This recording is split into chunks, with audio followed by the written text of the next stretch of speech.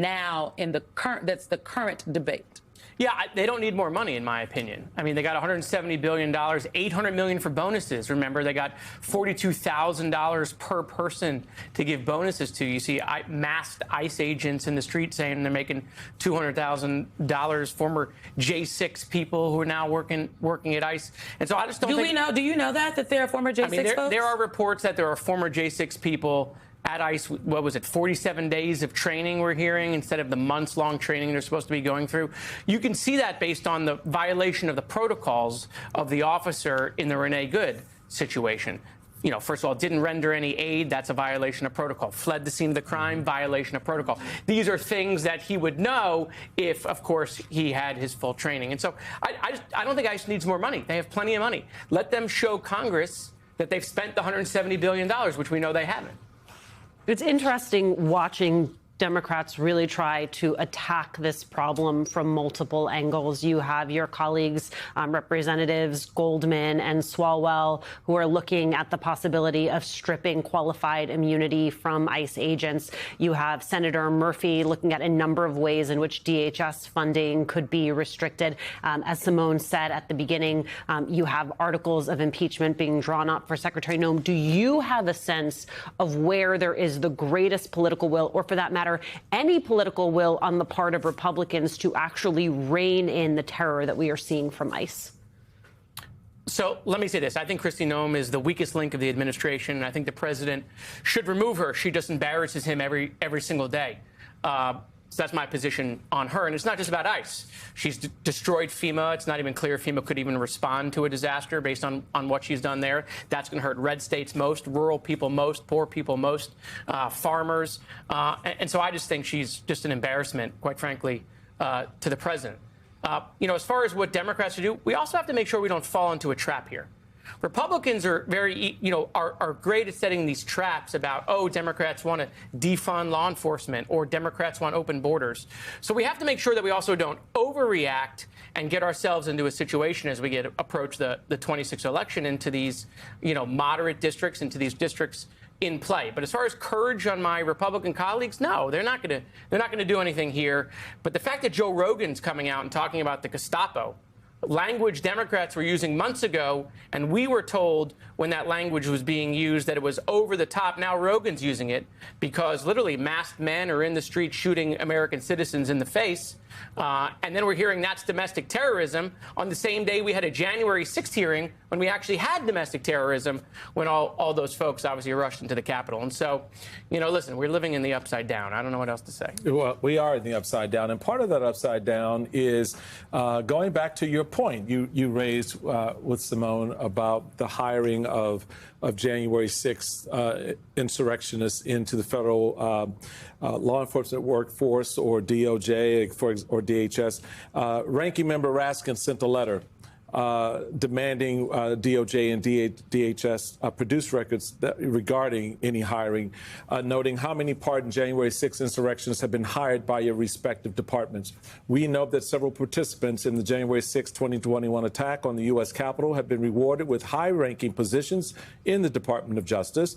However, it remains unclear how many more have been invited to join the ranks of his administration, including among the masked Department of Homeland Security agents and officers that have dragged, tackled, beaten, tased, shot, and killed citizens and non-citizens alike in communities all across that country. The bottom line, those folks are getting off on what they're doing. They're getting paid to do it with impunity.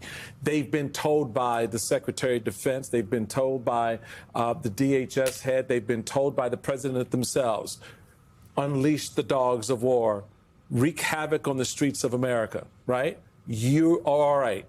How does Congress respond to that?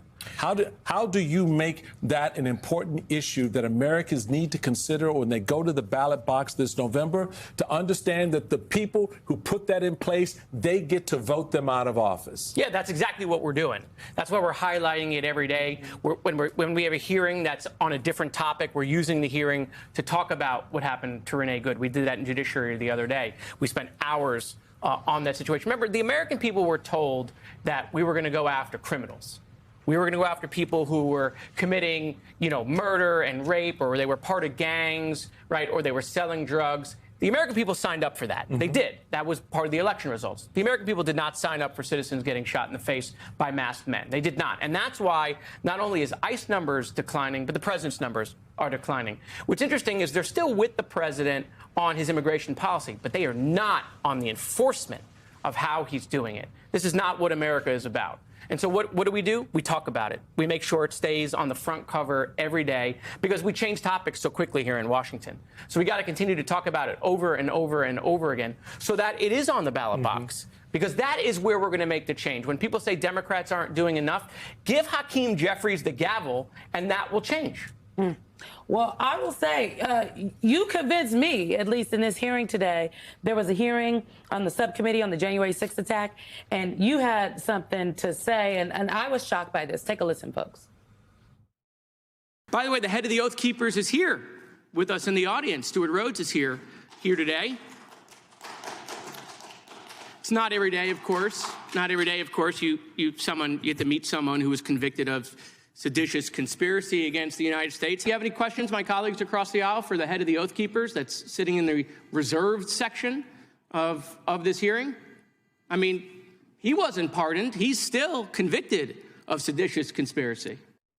He was able to be in that audience because he served his time and he was out. He was not pardoned. He is the last people convicted of seditious conspiracy were the traitors that took up arms against the United States government during the Civil War. But also, and there's some others since then, but to be clear, same to that family. Important point, but also, how do you get to sit in the reserve section in a hearing? Isn't that by invitation? You get invited by the majority party. So he was invited. He was invited by somebody within the Republican caucus, either on the committee or staff, and he was allowed to sit there. And by the way, if that's not true, they could have removed him. Yeah. They could have removed him from that section. So he sat first row, reserve section, right behind the witnesses. Right? This is a guy who is the first person to be convicted of seditious conspiracy since 1995. Okay? And there he is. And he wasn't pardoned. So he's still guilty of that. That's still on his record. Why was he there? Who asked him to come? What are we curious about, about this guy? I mean, he's the worst of the worst. And there he was today on full display in Congress. At the invitation of my mouth was on the floor when I saw this clip. I said, what? Yep. Well, that's why I had a little fun with him. I mean, maybe he's here. Goonies 2 is supposedly filming, so maybe he's looking to get into that.